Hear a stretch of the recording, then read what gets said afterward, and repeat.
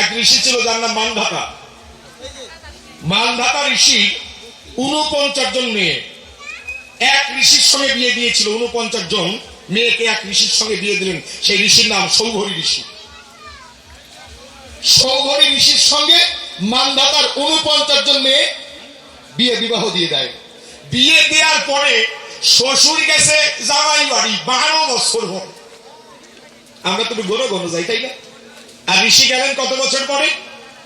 ১২ বছর পরে। দেখেন, সৌভরী ঋষির কাছে যখন যায় ১২ বছর পরে জামাই বাড়ি গেল, তো প্রথম মেয়ের সঙ্গে দেখা হয়। বাবা ডাক দিয়ে কয়, ওমা কেমন আছিস?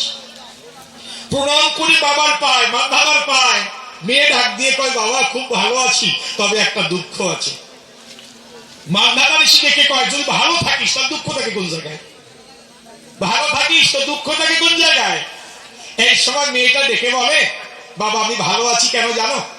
তোমার জামাই আমার কাছে বেশি থাকে, আমারে বেশি ভালোবাসে, এই ধারণা আর কোন বোনের কাছে সে যায় না, এই জায়গায় দুঃখ আছে।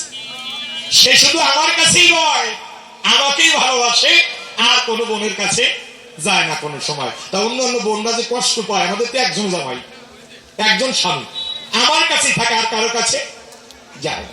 এখন বাবা চিন্তা করে, তাহলে তো বিপদ হয়ে গেছে। আর ৪৮ জনের অবস্থা কি আছে?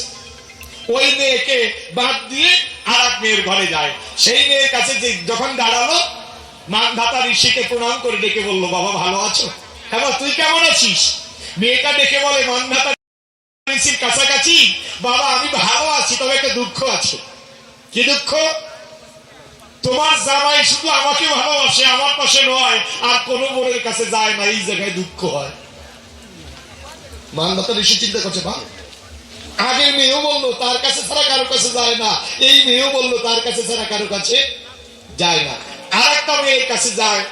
যখন আর একটা মেয়ের কাছে গেল, মেয়ে প্রণাম করে ডেকে বললো, বাবা ভালো আছি তাই, তবে এক জায়গায় দুঃখ পাই। কি?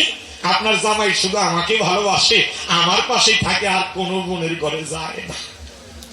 এক এক করে ৪৯টা মেয়ের কাছে গেল।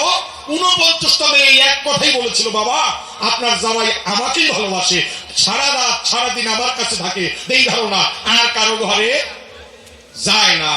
এটাই নারী নিয়ে ব্রহ্মচারী বলা হয়, যে একই পুরুষ একই সময়ে ৪৯ ঘরে থাকতে পারে, ব্রহ্মচারী আমি বলি তারে।